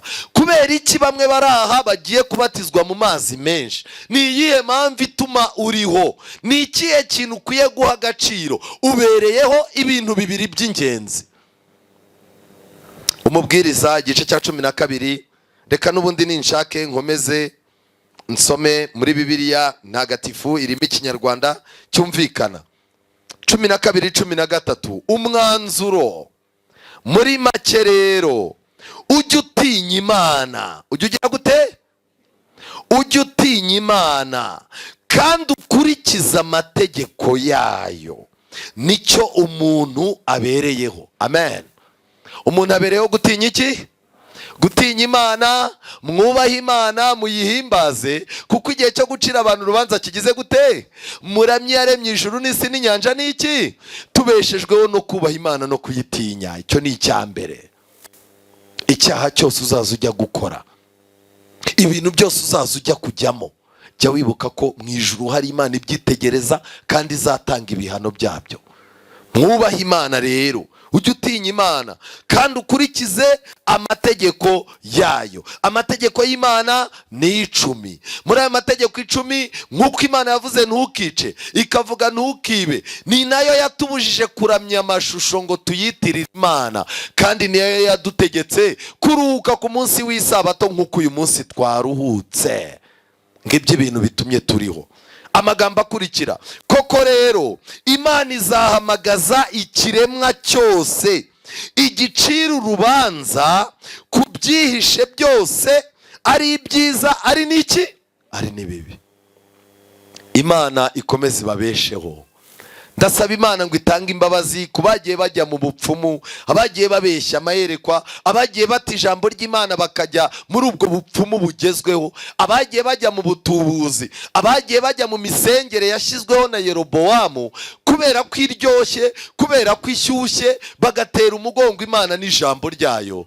Imana itanga imbabazi kuri bose mu izina rya Yesu. Amategeko yawe ukoresheje umwuka wawe wera, by'umwihariko udusize amavuta yawe ku nkomanizo z'imitima, utwongereye ubwirinzi ku nyigisho z'ibinyoma, utweretse aho ibintu biva. Mana, utweretse n'aho byerekera. Tubabajwe n'amateka n'ubujiji bwaturanze, ariko dushimishijwe n'ubwenge udupfumbatishije. Mu mbaraga zawe ngwino ubohora abana bawe inyigisho z'ibinyoma, imiti y'abapfumu, amasezerano y'ibinyoma bagiye babwirwa n'abantu bababeshya ngo ni abakozi b'Imana, iterabwoba ry'abadayimoni abantu bari hano bagiye bashyirwaho yuko ubuzima bwabo buri mu kaga, ndetse bakanagira ibyo babwirwa bigiye kubabaho. Dusanze ari wowe ufite ubuzima bwacu mu biganza, ni wowe dukwiye gushakiraho amateka y'ubuzima bwacu. Kubw'ibyo rero iterabwoba Satani yari yaradushyizeho rikurweho nawe, uduhe kukwiringira, kandi mu gihe mu burwayi mu makuba ujye uduha kugira ngo Mwami Uwiteka uducire inzira, utwereka aho dukandagiza ikirenge.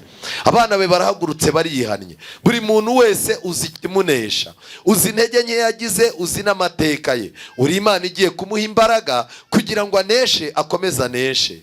Mwami Uwiteka, bapfumbate mu gishura cyawe kugira ngo isi itabota, bababarira ibyaha byabo kugira ngo Satani atabona icyo abakangisha, kandi andika amazina yabo mu gisirikare cyawe kugira ngo mu kurwana barwane urugamba ariko amazina yabo yanditse. Ugiye kuzana ibihembo, kugororera abakunze ukuri kwawe ntibakunde ibinyoma. Usige amavuta yawe ku matwi yacu ngo tumenye gutandukana ukuri n'ibinyoma.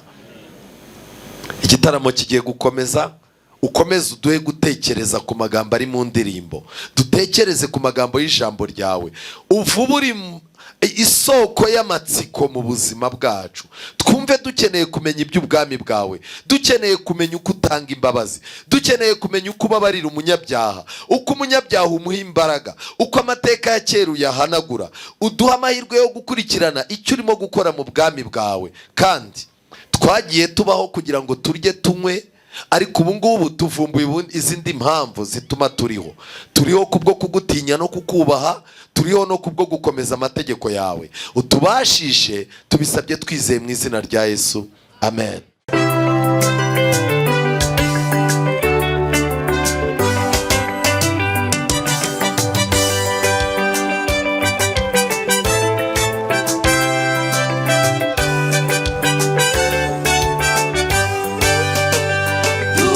Isezerano ridukomeza imitima, kandi uwatanze isezerano n'uwo kwizerwa, ntabwo azivuguruza.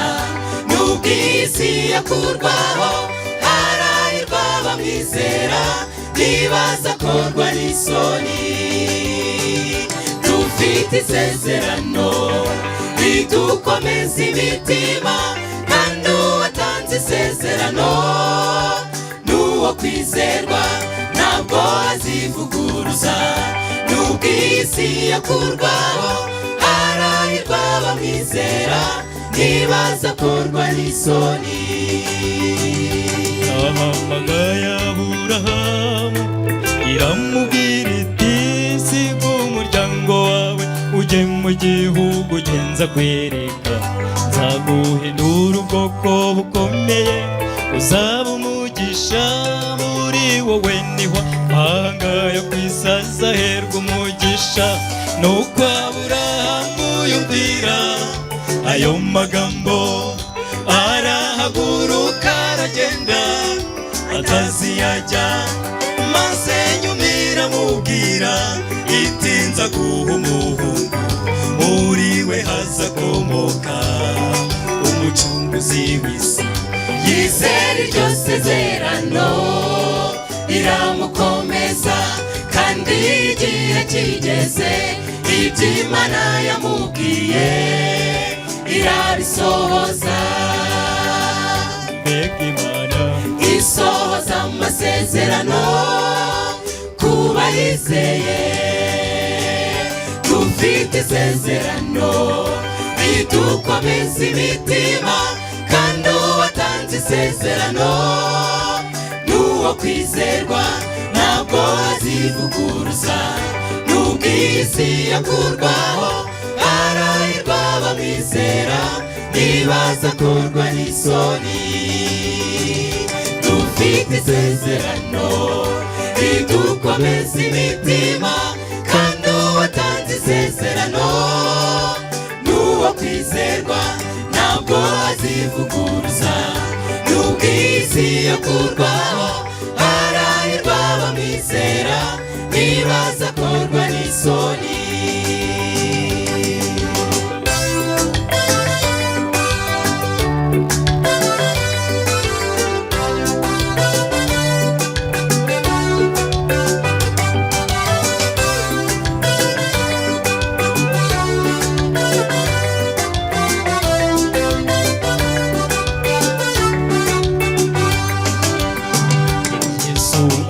Kujya mu ijuru yasize avuze ati ngiye kubategurira aho muzaba kandi nzagaruka. Nubwo dufite byinshi biturushya hano muri iyi si, nimuhumure kuko umwami wacu Yesu yaranesheje. Iyo twumvise ayo magambo turakomera, akadutera ibyiringiro tukanezerwa. Nyamara nubwo twishima, si uko dufite ibirenze, ahubwo ni ukwiringira umucunguzi wacu. Ntihagarike imitima, agiye kugaruka. Wowe komeza kwizera, umugirire icyizere, Yesu azagaruka. mbega Imana izasohoza isezerano nituyizera. Dufite isezerano ridukomeza imitima, kandi uwatanze isezerano n'uwo kwizerwa ntabwo azivuguruza. Nubwo isi yakurwaho, harahirwa bamwizera ntibazakorwa n'isoni. Dufite isezerano ridukomeza imitima, kandi uwatanze isezerano n'uwo kwizerwa ntabwo azivuguruza. Nubwo isi yakurwaho, harahirwa bamwizera ntibazakorwa n'isoni. Harahirwa bamwizera ntibazakorwa n'isoni. Harahirwa bamwizera ntibazakorwa n'isoni.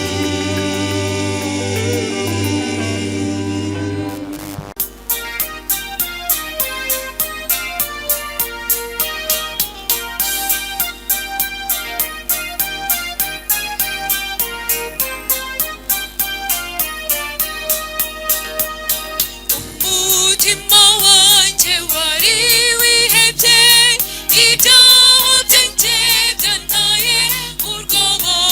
Ntakambira uhoraho, iri mwizayo azankuramo, none ndiho. Yankuyemo yarensayuye, maze ampagarika ku rutare, kandi anyigisha kuririmba ndamwogeza. Haleluya. Yankuyemo yarensayuye, maze ampagarika ku rutare, kandi anyigisha kuririmba ndamwogeza. Haleluya.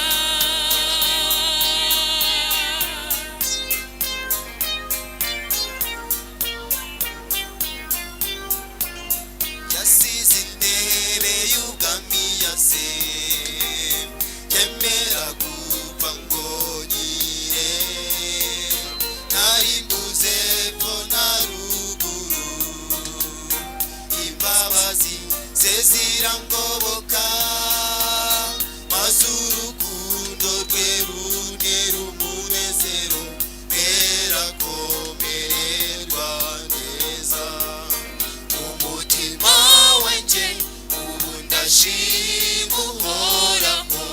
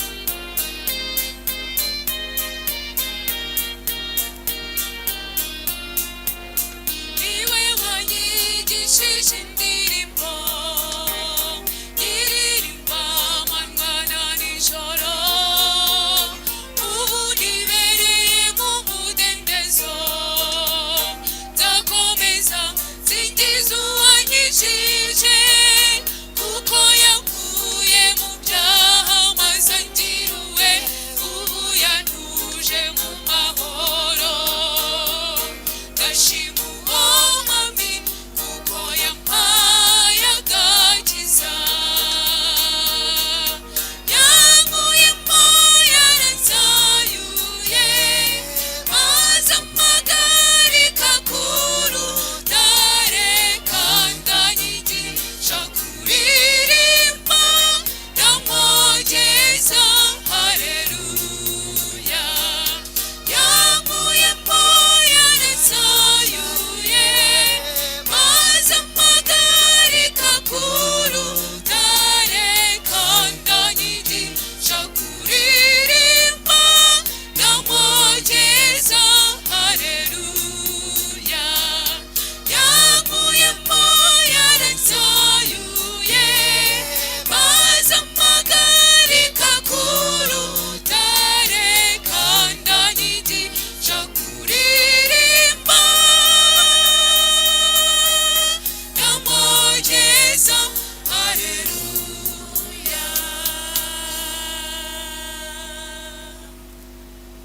Kwiringira TV, ubutumwa bwiza kuri benshi, gukizwa kwa benshi. Matayo 24 umurongo wa 14.